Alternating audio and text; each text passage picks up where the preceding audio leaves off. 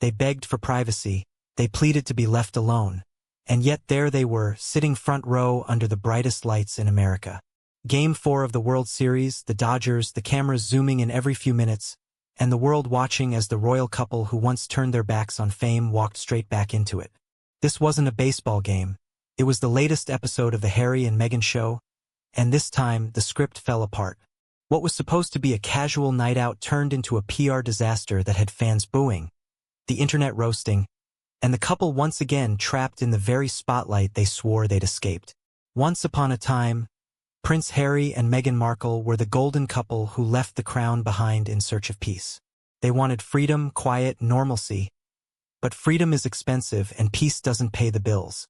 After their move to Montecito, California, they sued tabloids, condemned the paparazzi, and spoke about trauma.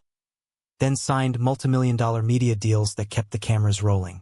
Every attempt to escape the press only seemed to lead to another close-up. And then came that night in Los Angeles. Dodger Stadium was electric, packed with fans and flashing lights. The seats behind home plate, worth tens of thousands of dollars, reserved for sports royalty. And right there, front and center, Harry and Meghan, smiling for the cameras in matching Dodgers blue.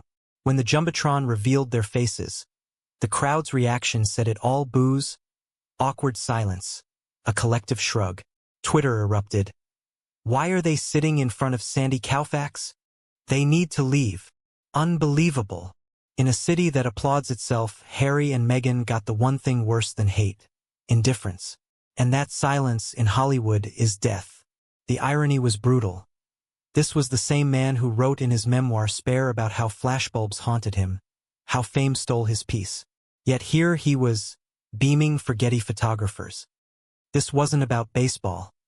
Neither of them had ever shown real interest in the game.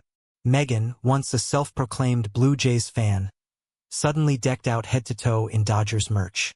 It looked less like date night and more like a photo op. Online sleuths quickly noticed something suspicious. The photographers capturing them weren't random. They were from Backgrid, the same agency that always seems to accidentally catch the couple on their coffee runs and hikes. Every photo that night was perfect. No blur, no bad lighting. Almost like someone had tipped them off.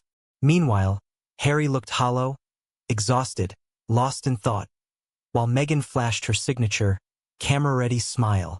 Together, they looked like the visual definition of marital PR fatigue. Two people performing happiness rather than living it. As the internet mocked and memes flooded social media, fans called it the Markle curse after the Dodgers lost. Others joked, they should have been paid to stay home.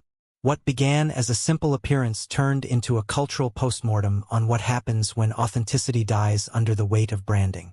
Because the truth is, Harry and Meghan don't seem to know how to live privately anymore. Every outing feels staged, every candid moment rehearsed. They built their brand on the idea of escaping fame but now survive by feeding it. You can't sell privacy without sacrificing it, and maybe that's their greatest tragedy. They wanted to control their narrative, but in doing so, they became the narrative. The Dodgers game wasn't about baseball, it was about relevance. A couple once defined by rebellion against the crown, now trapped in a new kind of monarchy. The empire of media. When the cameras finally cut away that night, the image was unforgettable. Meghan smiling for the world, Harry staring blankly ahead, two people caught between freedom and fame. They didn't escape the spotlight, they just changed stages. Once upon a time, they ran from the palace searching for peace, but somewhere along the way, they built a new palace out of cameras, contracts, and curated moments. And now, the question isn't whether the world will forgive them, it's whether they can ever live without being seen.